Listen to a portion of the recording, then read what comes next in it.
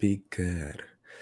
What's up, guys? We're live right now in this Facebook group, and as you know, every single time that we bring a guest is for you to get ahead of the game in terms of everything wholesaling, real estate investing, everything real estate marketing and conversion. And today, obviously, I'm gonna bring in someone that you will have exclusive access first of information and also everything that she will be dropping first um, than any other person that that haven't listened to the podcast. If you haven't listened to the podcast, go to Spotify, go to Apple Podcast, go to iHeartRadio, anything that is podcast related. You will find the podcast and all the episodes and share it, like it, and just to comment it with your friends and family so that we can provide more and more value, get better guests every time. Okay. So today, the guest will have someone as it has the United States flags right there in the background. It's awesome that I have to take this topic because a lot of people just go through the wholesaling route and want to go to other routes such as multifamily, and they also want to do investing in single family and actual investing. Okay, so we're gonna start podcast. It's gonna be very interesting. Let's do mic check real quick. How are you, Christine? Great to be here. Thanks so much. Awesome. Let's make it happen and let's start the podcast right now. All right. Mic check. I'm good. Mic check. Mic check. You can read about success all day long, but if you don't put in the work, the mindset, execution, and the hustle behind your vision, it just remains a dream. When everything goes wrong, you have to take all the responsibility. We uncover what high-level entrepreneurs, business owners do to rise up from hustling daily. So do what you feel passionate about. Take chances. The world becomes your library to help you to become better at your craft. Join me as I share with you actionable tips to help you grow your business, learn skills, and help you level up in your self-development journey. Your number one spot for business and personal growth is the Online Hustlers Podcast with your host, Esteban Andrade.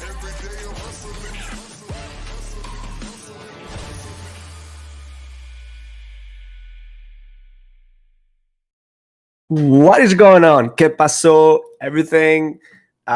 It's a great day to be in the podcast because what we're gonna dial in today with is gonna be about multifamily.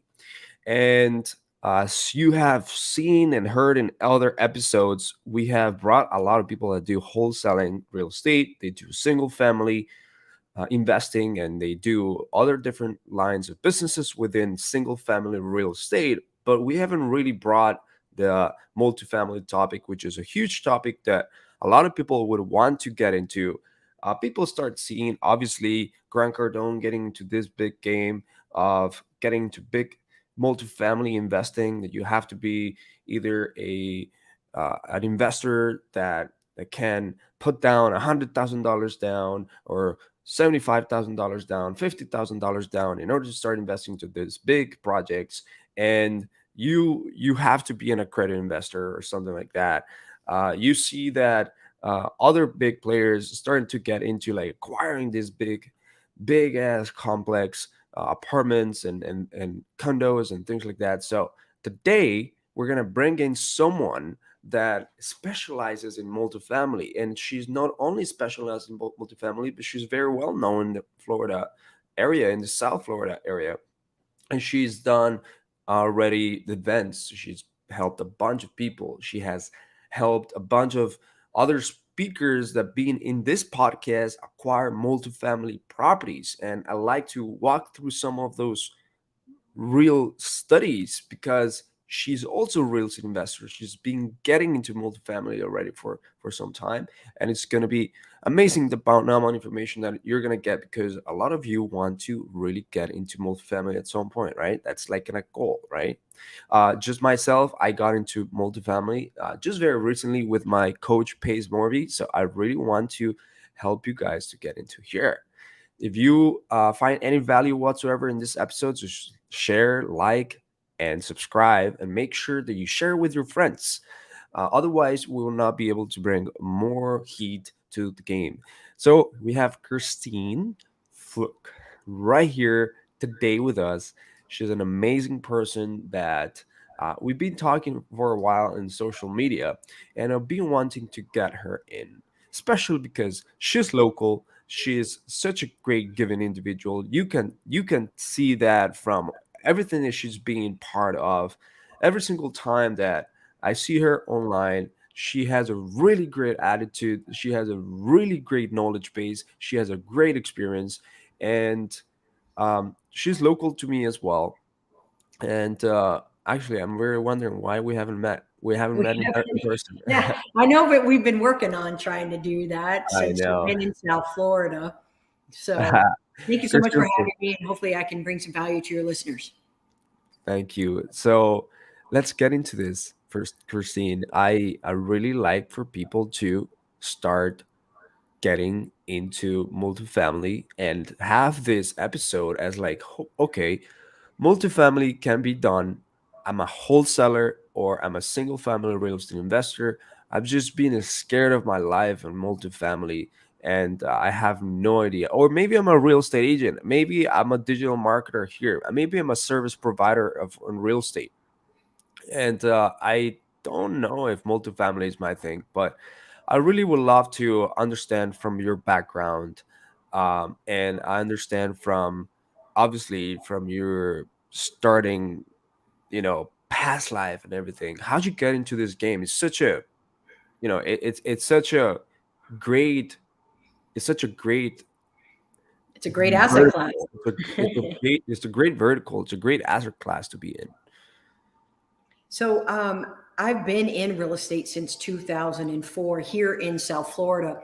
And I started selling and being around commercial real estate in 2006. I had worked at different brokerages. I'm real estate agent, and we here at Urbanized Properties, we're just a boutique firm here in South Florida. But we do have a reach, in other areas of Florida. So going back to coming into commercial real estate, basically the skill sets that I learned was a lot of prospecting and getting on the phone and talking to owners of buildings. So it started out 4 units, 6, 8, 10, anything say under 20 units. I wasn't that intimidated to get on the phone and talk to owners. Obviously, like anything, as more as you practice, the better you become at handling objections and moving things down the line as far as how to handle the next step in commercial. And so I've now grown to, over 100 unit buildings. I recently, I say last year, I did a 384 unit acquisition in Daytona Beach. And a lot of that has been a benefit through networking and through being on social media and running into people like you, where we can have the opportunity to work together.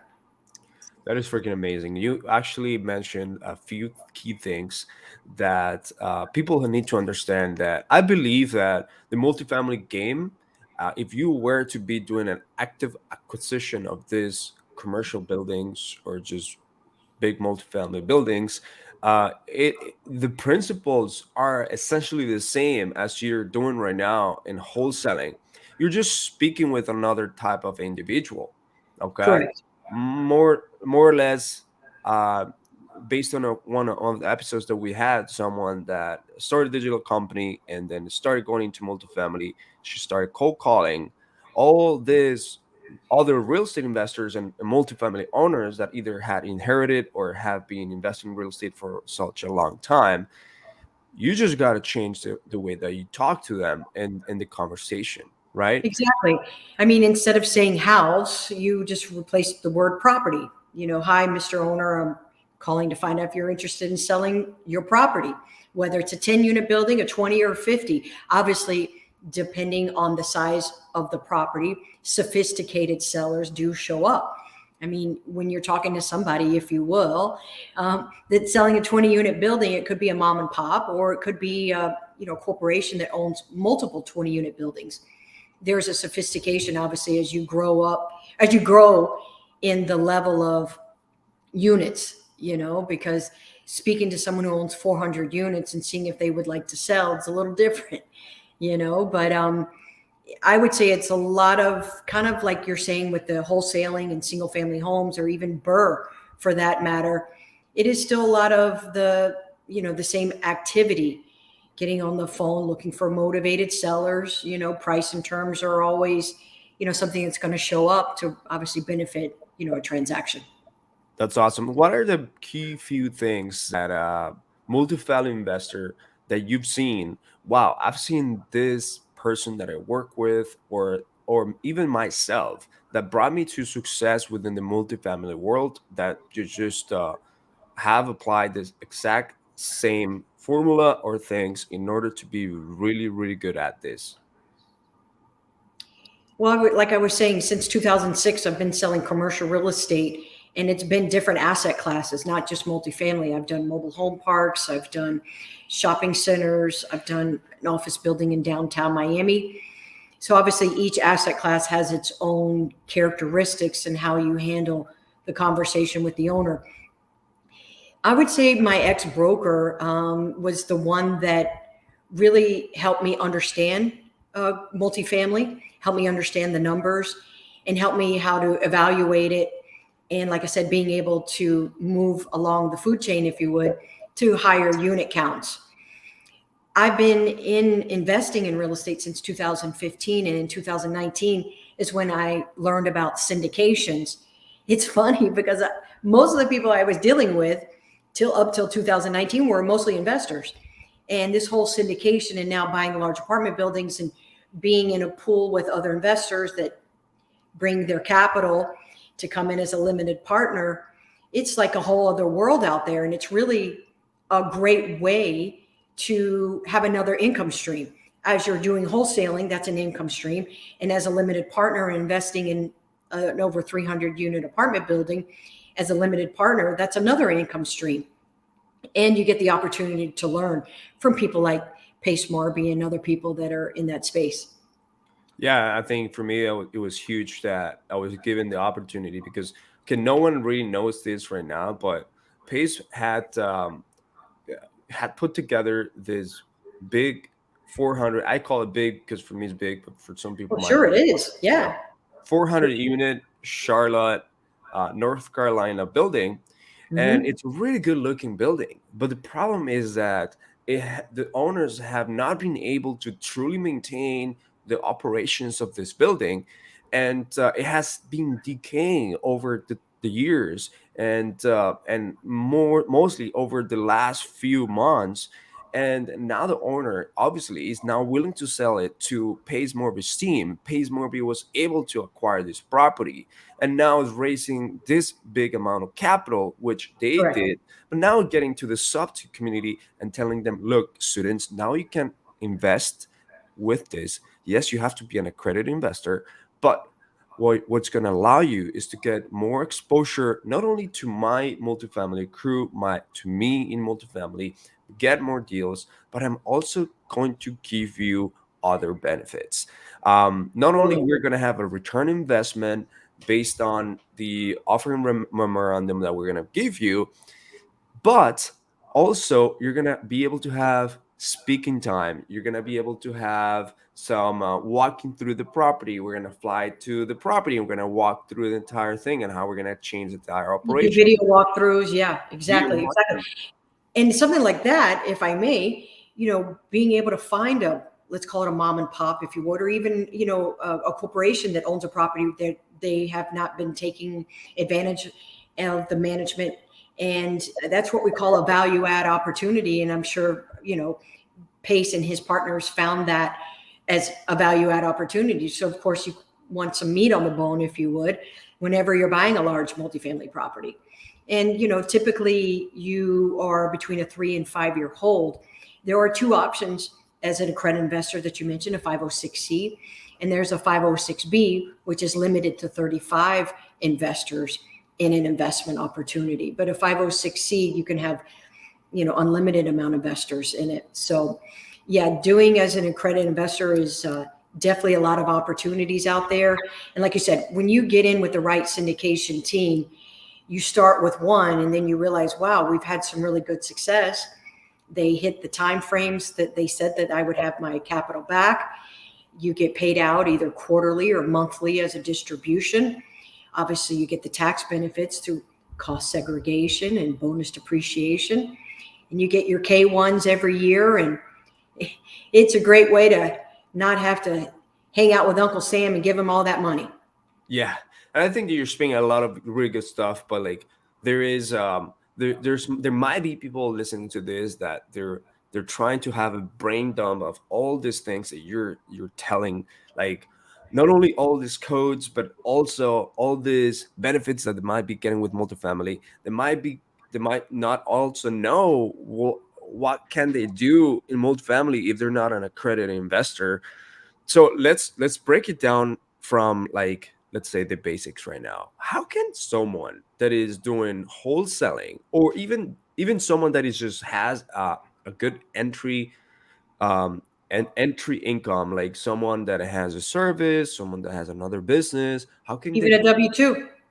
Yeah. exactly, even a W2, how can someone get into multifamily?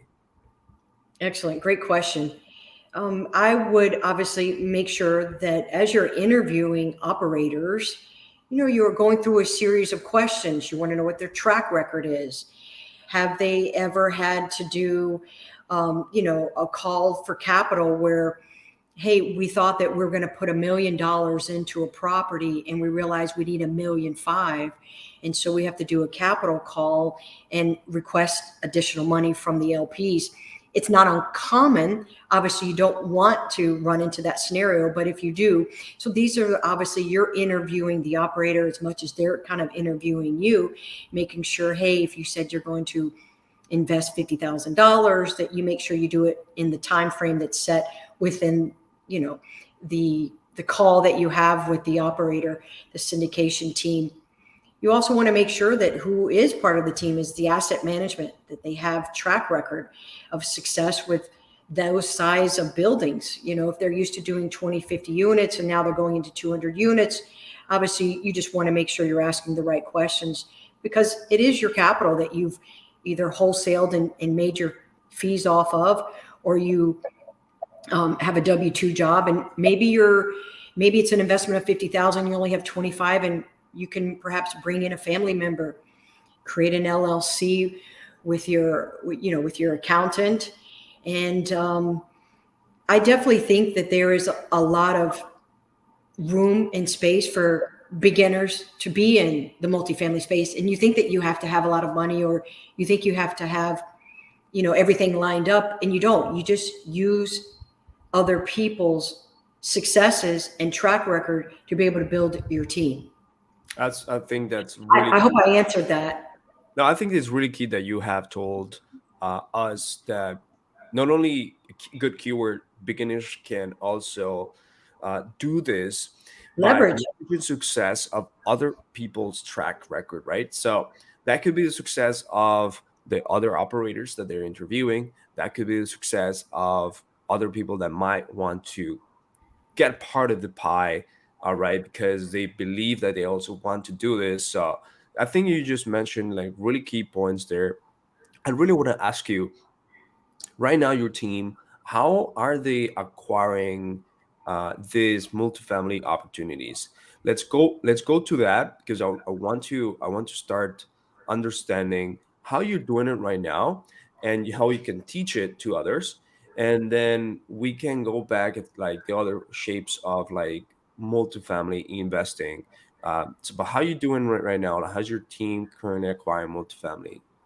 Pretty much just like the same way you're doing wholesaling and or helping others with the wholesaling, because you're a digital company, Hmm. right? So you do, different outlets for sourcing leads, whether it's the phone, whether it's Facebook ads, Google, things like that. But I would say my number one source is the phone.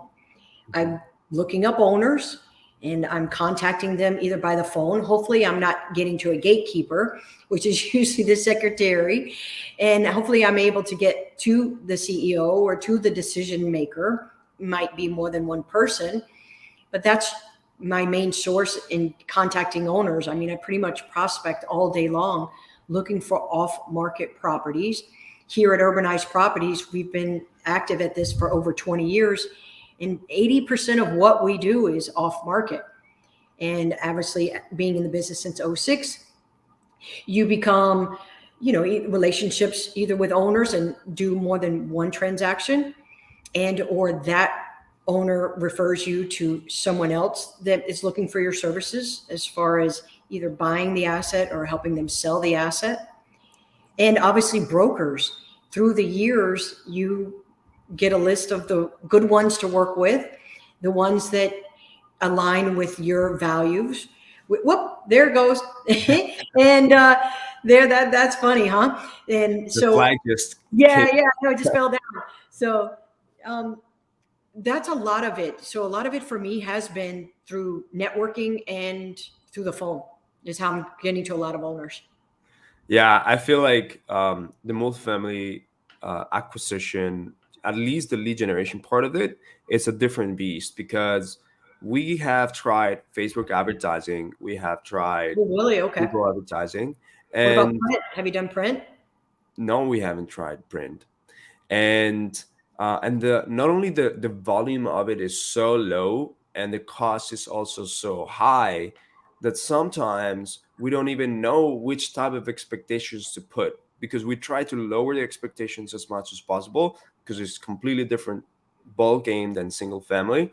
And Sure. even then we only get maximum of like 3 unit 4 unit things like that. Yeah. Sometimes we get packages of other properties, but of single family packages, Portfolio.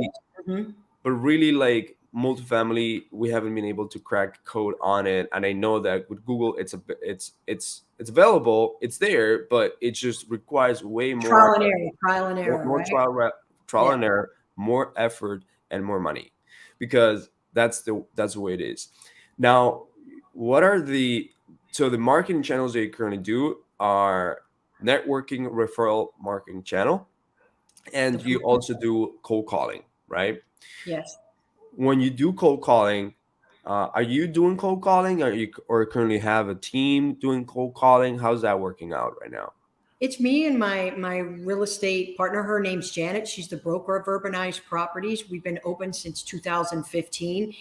I have been learning since probably 2006 how to get on the phone, handle objections, and kind of I use a lot of scripts.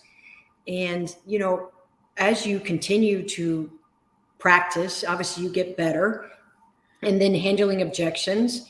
And obviously, when you're going on appointments, the thing is to ask for the owner. A lot of times you might already know the answer, but I try to do my best to ask questions, even though I already, like I said, know the answer, because they feel like that they're in control when they're having to answer versus you telling them about something with the condition of the property. When's the last time you updated the AC in the last, year? Oh, well, I did it in unit number X and so forth, so on, versus you're walking around the property, you're going, they haven't changed the ACs, Yeah. So I think a lot of what you do with your team and with your digital marketing, you probably handle a lot of the phones and, well, not you, but your team, the calls. It's just basically me and my broker that are handling the business at Urbanized Properties right now. We are considering bringing in someone to create the cold call approach and get them into a warm space. And then that's where we would come in and talk to them. But like I said, it's a little bit of a sophistication when you're dealing with multifamily and you're dealing with, let's call it over 20 units of a property owner. Yeah, and if I were to give you a little bit of feedback, can I give you a little bit of feedback? Absolutely. So one of the things that I have realized is, regardless of the skill set that you need for an employee, the most important thing will be the hiring, onboarding, and training process. So not let's say, for example, you need someone for that role, you need a role that is so sophisticated, then you may want to like have someone that probably have spoken with not only high level individuals, but have been able to had a track record of speaking on tough conversations. That maybe they have to elevate their technical language, maybe they have to elevate the way that they handle complex situations. and then onboarding in your own sales and follow-up systems that you create, which is this is part of your team onboarding, and have continuous training of what you've done. So, for Right. example, you absolutely going through these property calls, through these sophisticated calls, recording them, making sure that you create the framework of what's needed for multifamily, which it shouldn't be as different, because at the end of the day, it's like we're dealing with human beings. Right. But obviously, we had there's different nuances of multifamily. So now that is going to be put together. So every single time that you have someone in an interview, you know exactly how to make them winner in that specific job. So that's Correct. that you can do.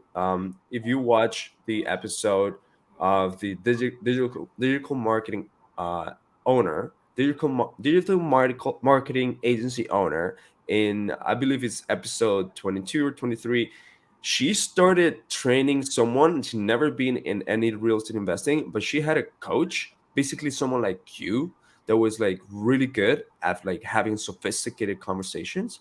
And That's awesome. What's her name? her name is Jade Gorling, and Okay. they were able to really have this one or two cold callers to cold call these individuals, but then they will just spark a conversation, and the people that knew about this sophisticated phone call, then they continue the conversation through a live transfer. All right. So it was like it's not like the cold caller is gonna take care of the entire conversation. The cold caller is just going to spark the conversation of interest of selling the property, and Of then the course. live transfer happens. Gotcha. So That's that would great. be a really great episode for people to go back. But today, right now, we have an experienced multifamily investor company. All right. And urbanized properties, here with Kirsty and Flug have been doing this already for a long time. I want to walk through that case study of like 300 plus units, like that you've done. I think, was it last year or this year? Yeah, What? correct. Yeah. So one of the things that was, well, there was several little things that were actually interesting about that. I had prospected the owner off market, and Nice. they were considering, well, this particular property was an equity partner. So one equity partner was leaving and they needed to replace the equity with another partner. So I had a relationship with this gentleman, and he came in as the equity partner. He had actually met the operator of this 384 unit in Daytona a few years ago in New York. And he had mentioned to himself, in the future, I want to be able to work with this group. And when I contacted him and said, hey, we've got an off market property, they're looking for X, Y, and Z. And he goes, oh my gosh, I had breakfast with this operator years ago, and I said I wanted to do business with him. And we got on a conference call. Everything was great. And in July of last year, we were able to successfully do that $42 million acquisition with the operator and the equity group. And the equity group was very happy to be able to work with them. And the fact that we were here local creating this opportunity, and it was all done off market. So it was really a fantastic thing, because who would have known that I would have contacted this gentleman wanting to do business with somebody I didn't even know he wanted to do business with. And here they are doing business together. And on the scale of this being, 384 units in Daytona. That's great. That is a Big combination success of story, your obviously. core skills and the And all off market. there's a continued networking, and yeah, just that continued networking and referral type of marketing that you currently Mhm. do. And it just comes down to doing that Connecting. together. Well, Right. or Well, just keep stay in touch with everybody. I mean, you just can't say, hey, for one phone call and then, okay, I'll see you later, never call again. You just keep on them and keep bringing acquisitions. And I was actually working with this group on on their properties in Ohio. One was like a 65 unit building, and the other one was a 32 or 35 unit building. So there were two properties owned by the same owner. I was working with him in his group because I actually had buyers in Columbus, Ohio. And so, when you talk about just networking, constantly staying in touch with them, because you never know what their appetite's going to be at that time. So yeah, for sure, staying in touch is key. Follow up. That's awesome. Now, I believe that you've done business with Stephanie Betters. Was that the same deal? Yes. Yep. Stephanie Better. She's great. She's an amazing lady. I saw her on Bill Allen's, I think it was Flip Hacking Live event back in 2020. And then we saw each other again last year when he had it. And she's just a wonderful lady. And yes, she was part of that acquisition. And we stay in touch frequently. Obviously, she's in the business with, I think it's Left REI Maine. I believe Yeah. Do you have that, Yeah, or I don't know, Left but Maine. Yeah, a bunch of clients have Left Maine. oh, okay. Gotcha. Left Maine. So Yeah. she's just a wonderful lady, and she's helped me a lot. So Yeah. So let's understand what's the structure of a multifamily and why that a structure, the deal worked out.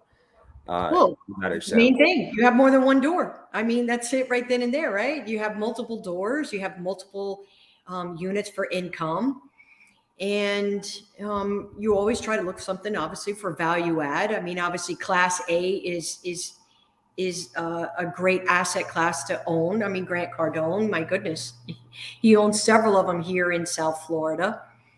But I mean, there's your advantage right there. You have more than one door.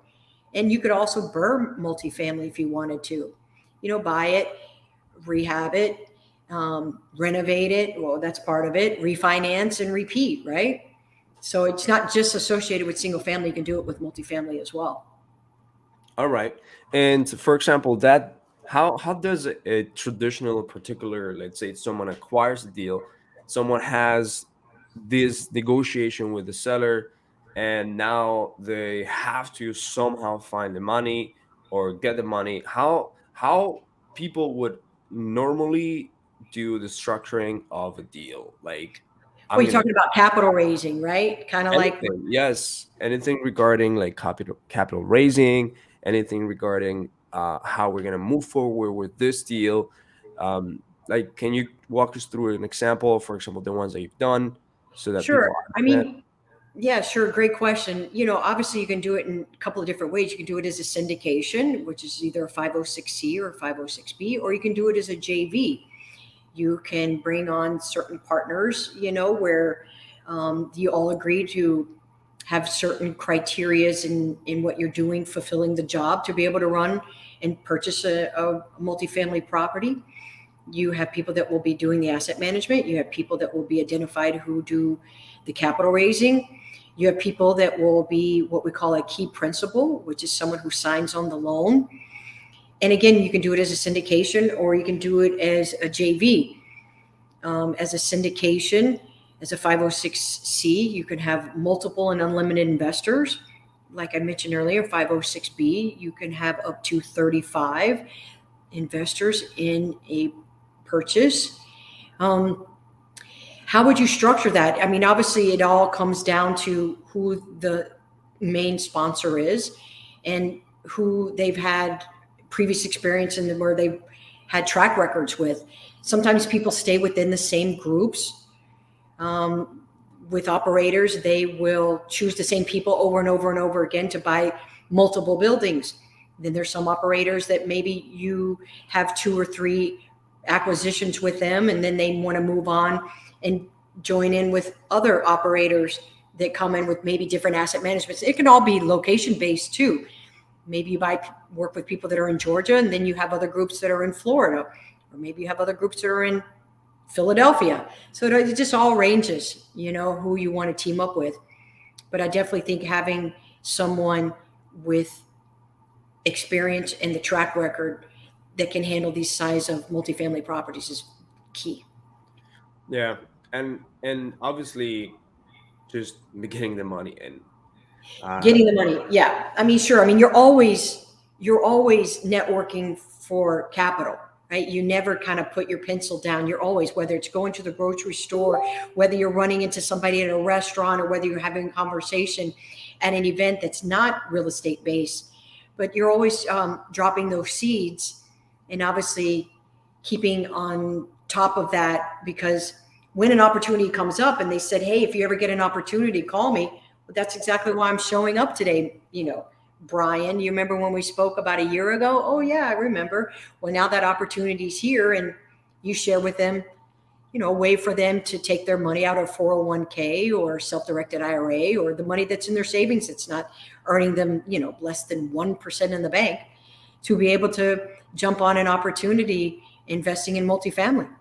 Usually, after you acquire a property, multifamily property, how long do you have until like you can get all the money in?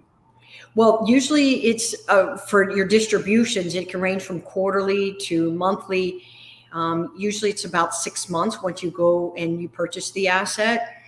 And it's about 3 to 5 years is usually the typical hold that I'm looking for at the moment. Sometimes there's generational wealth purchases where they do it for many years, 12, 35 years, where they hold on to it because these people have children that they're going to pass it on as a generation.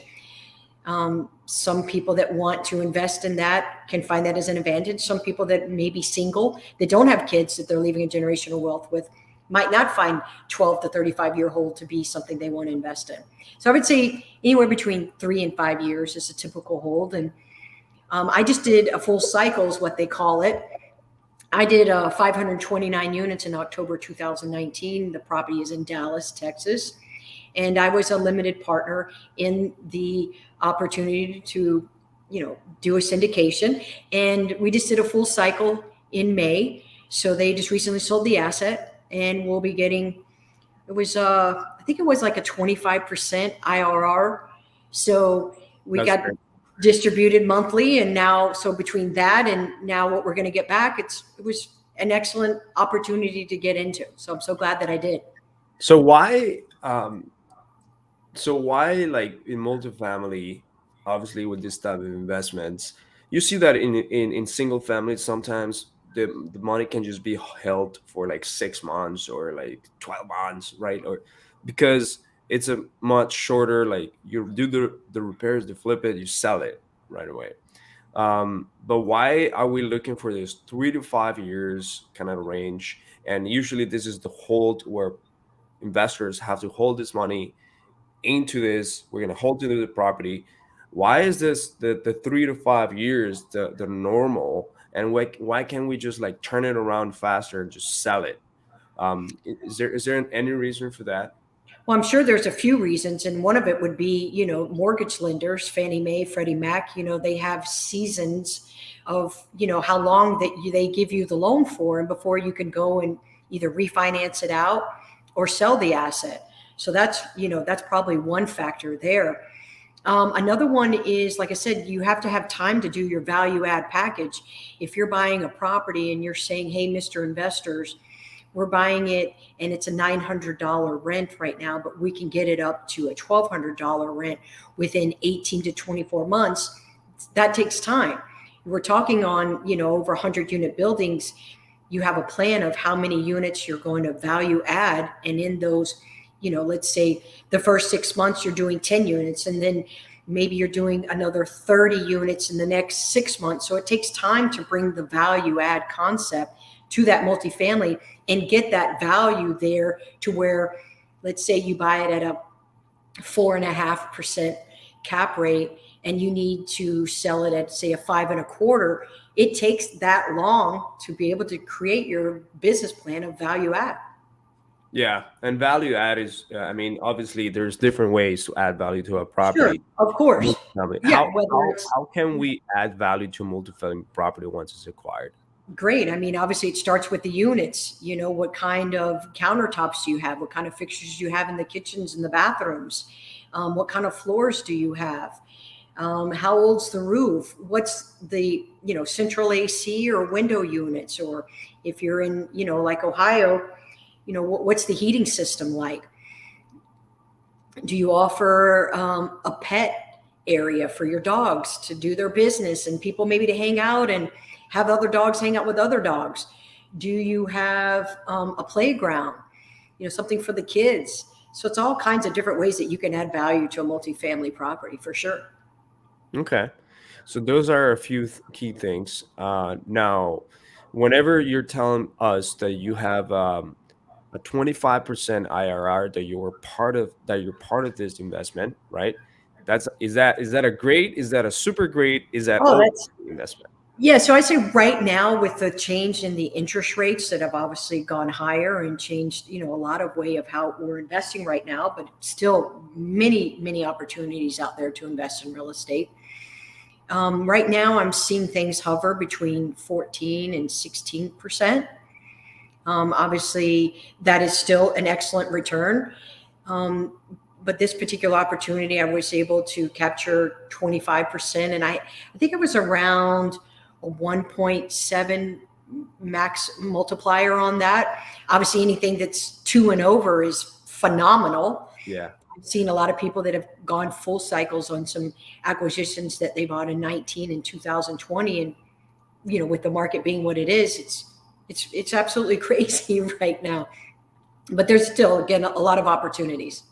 And the shorter that you hold it with that same multiplier, the better, because it means that you get Absolutely, a because then you return. just turn your money right just that much sooner. Exactly.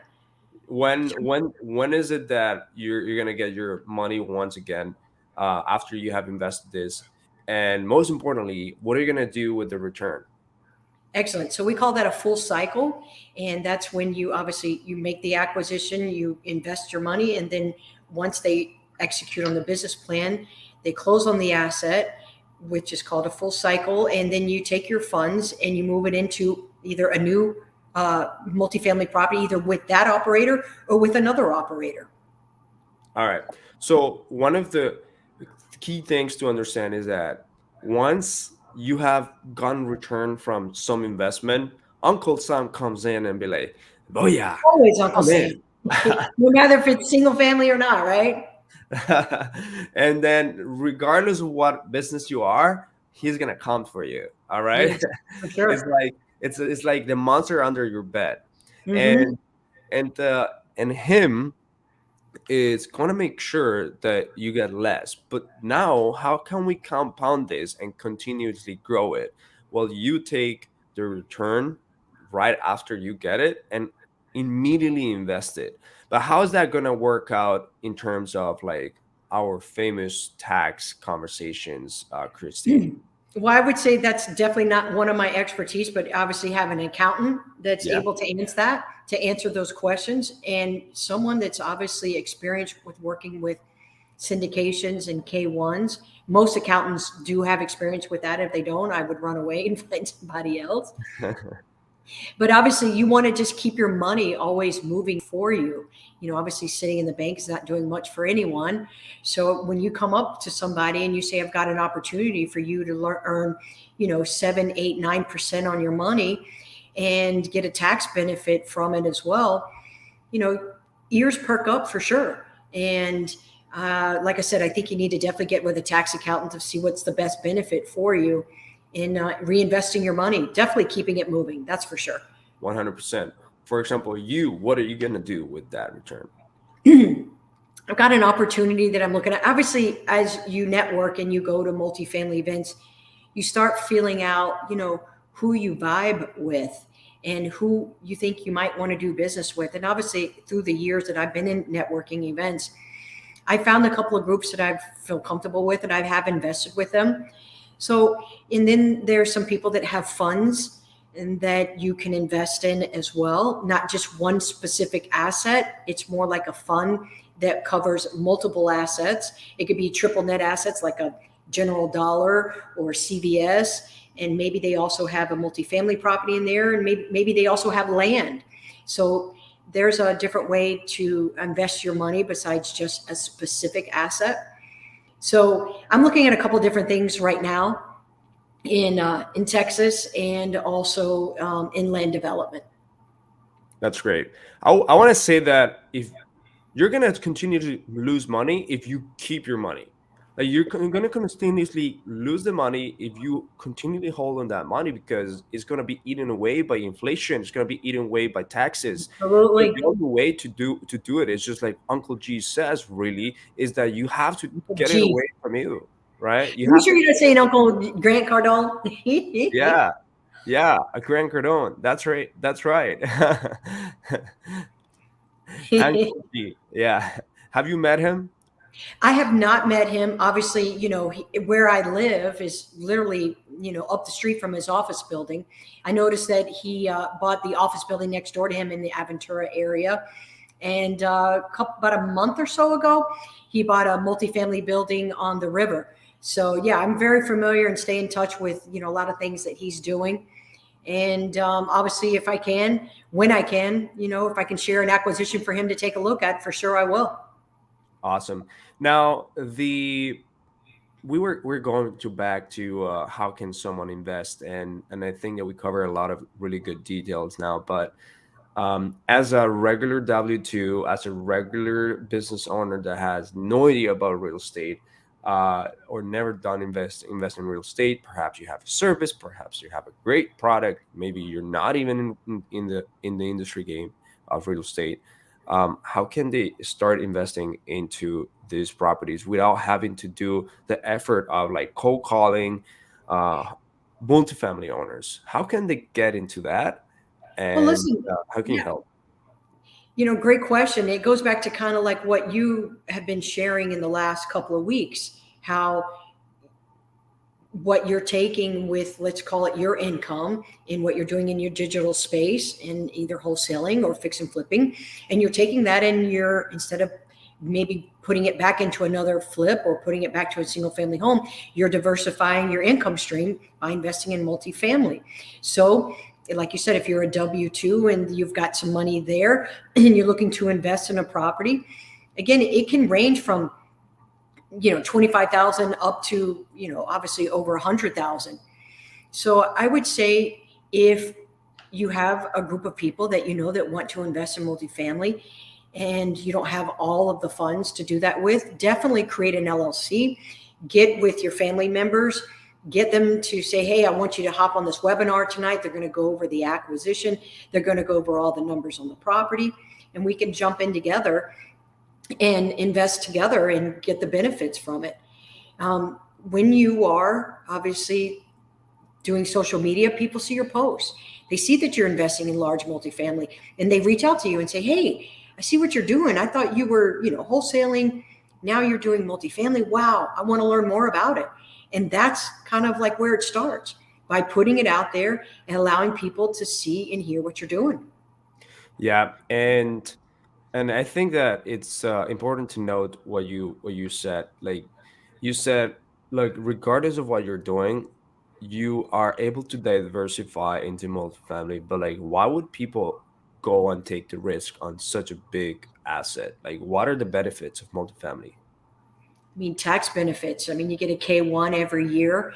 Cost segregation is a great source for all operators, and hopefully they are doing that with all their properties. I mean, you can take 37 and a half years and fast forward it and push it forward and create a benefit for your investors. A lot of times, during the first years when they do the cost segregations, so let's say you gave 50,000, you could get 80% of your money back within the first year because of the cost segregation and being able to force the appreciation of the property. So that's fantastic. When you hear, wow, I'm going to get 80% of my money back in a year or even 2 years, that's fantastic. Who would want to do that? Why is that important? Like, why is cost segregation important? Like for people that are not really familiar with that word, and Well, why? like I said, it's a tax benefit, and it forces the, how would you say it? Well, like I said, it's a cost segregation that's done by a specific company.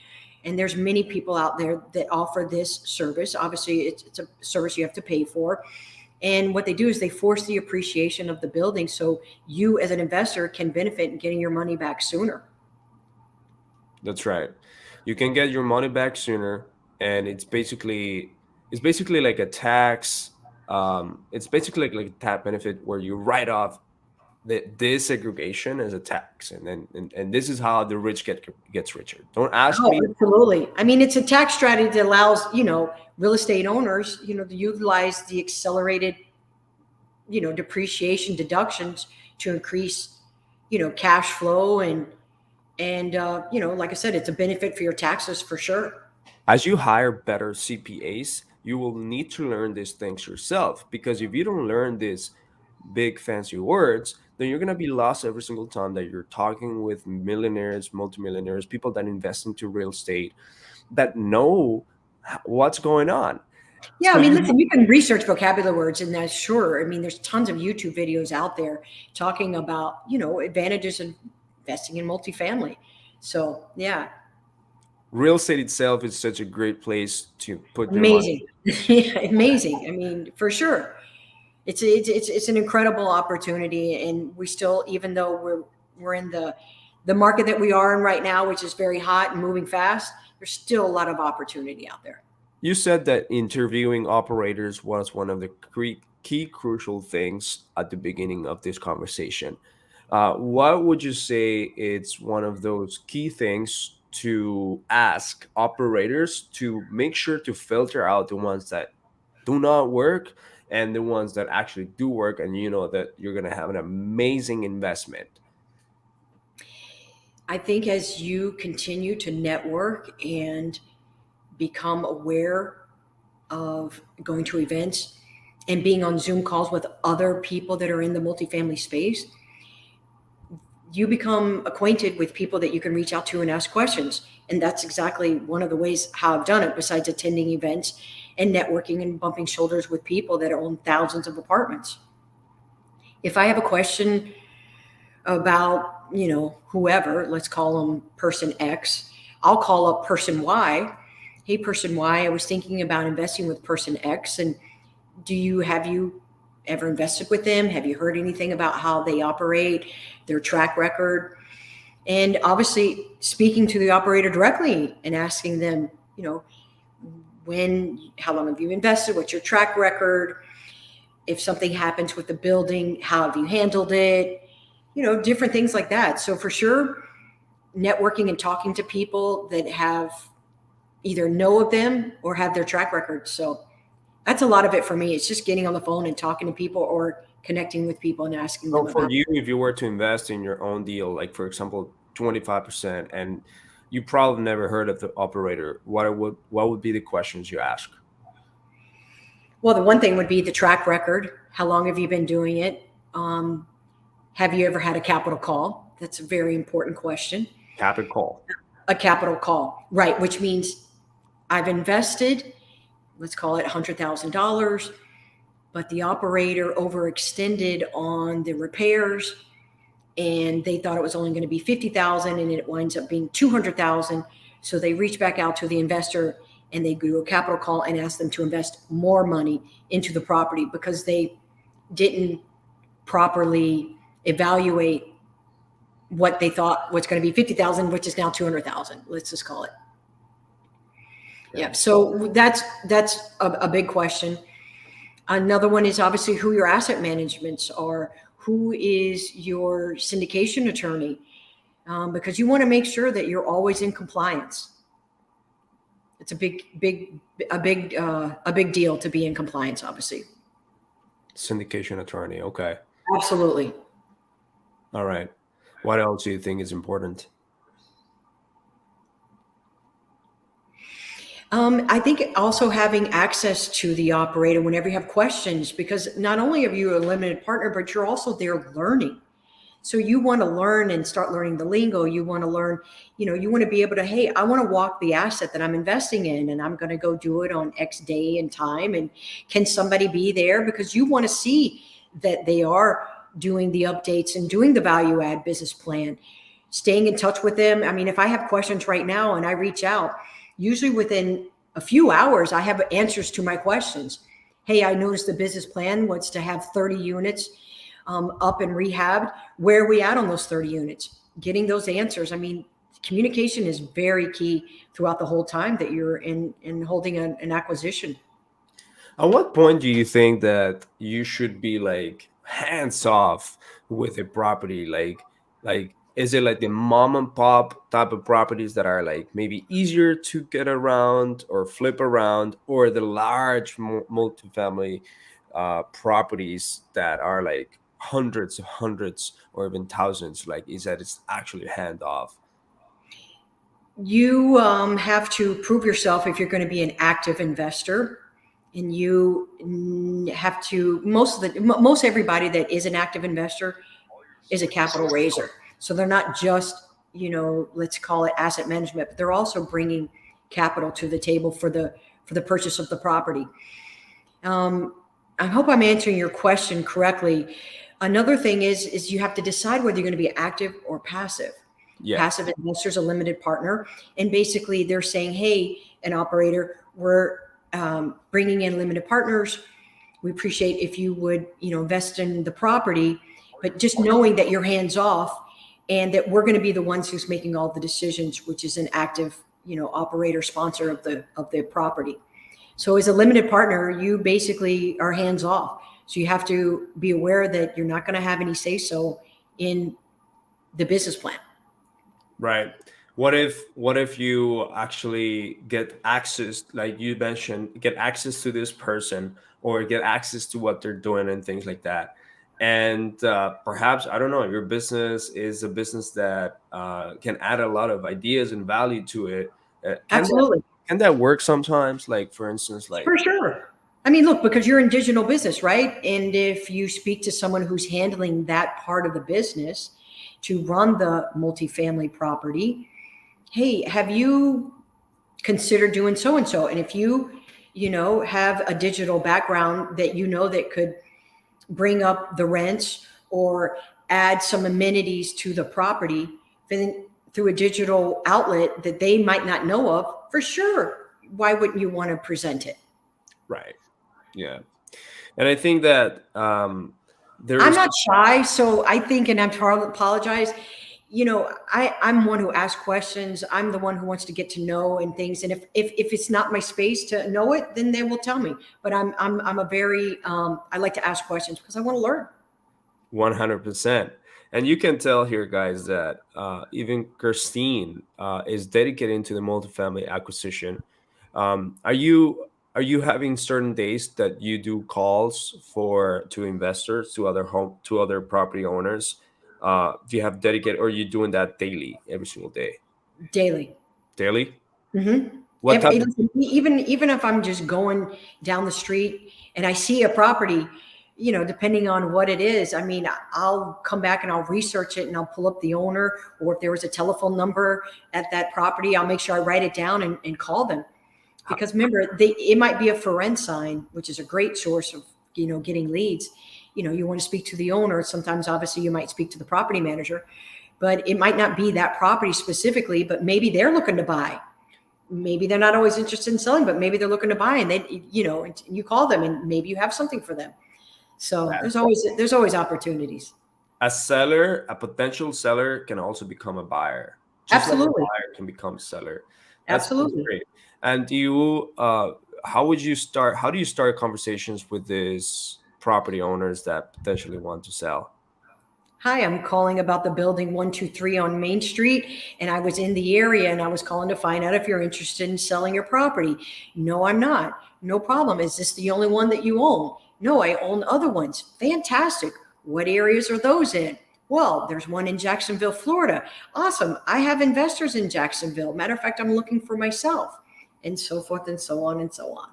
That's pretty great. And you see, you can put these frameworks, and you can put this, create scripts from these frameworks, and you can give this to these cold callers that will be doing that hard work for you. And now you can invest more time into the higher level things, perhaps referral business, networking, right? Yep. Money making activities for sure. Money-making activities. That's pretty great. Christine, how can we make business together? Fantastic question. Let me know when you're ready to hop on a call and we can discuss your criteria. I mean, obviously you work with PACE. I know PACE comes from an approach of creative financing. And I know that he's being successful right now with multifamily acquisitions with creative financing. And I definitely think that there's a lot more space for that. And whenever you and I are ready to hop on a call and talk about what it is that you want to buy, and or heck, maybe we might even partner in something. Absolutely. So how can people actually reach out to you if they were interested in investing in multifamily real estate here in South Florida, Miami, talk about different opportunities, or even send you opportunities as well that you can acquire with your partner broker. How can people reach out to you? Excellent. Great question. Christine Fluke, commercial real estate in Florida, 305-318-6366. And I'm at Christine, Kristine, at urbanizeproperties.com.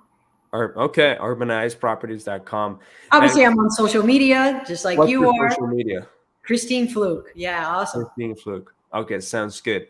Everyone that wants to really invest into the palm tree beach state and the amazing weather state of Florida, South Florida actually, then you can speak with Christine Fluke and she will have amazing opportunities. And if you see any opportunities for multifamily, obviously reach out also to Christine. I think that there will be a lot of good opportunities to work together here. Absolutely. Absolutely. Esteban, thank you so much. I hope that I brought some value to your listeners. I know that we've been talking for, my gosh, probably almost 2 years, give or take. So I'm glad we finally got to put a face to face. Thank you, Christine, so much. Thank you for bringing value, and hope to see you in different events. I've seen you in different events already. I mean, one or two events here and there, right? That you went. And Correct. you actually were a spokesperson, or like were you a speaker? I actually was a speaker in October of last year at an event here in Fort Lauderdale about real estate investing. And it was a variety of property management, single family wholesaling, and commercial real estate. So, That's yeah. pretty amazing. All right, Christina. I hope that we can share some stage at some point. And everyone that found this valuable, again, I wanted to like keep it to the level that you guys could understand, because I know as us as real estate investors, sometimes we spit a lot of fire, which means spit a lot of different vocabulary that you might not be used to if you're looking to start into multifamily. But a lot of the listeners are already real estate investors. But if you're not a real estate investor and you found value out of this, share it with your friends, like it, subscribe it. If you're a real estate investor, wholesaler, digital marketer, and you found a lot of value, do the same exact thing. Spotify, Audible, Apple Podcast, everything else. And I hope that you liked it. Let's keep bringing in more heat, more people like this. All right. Thank you guys. Have a great one. And this is the end of the show. Goodbye.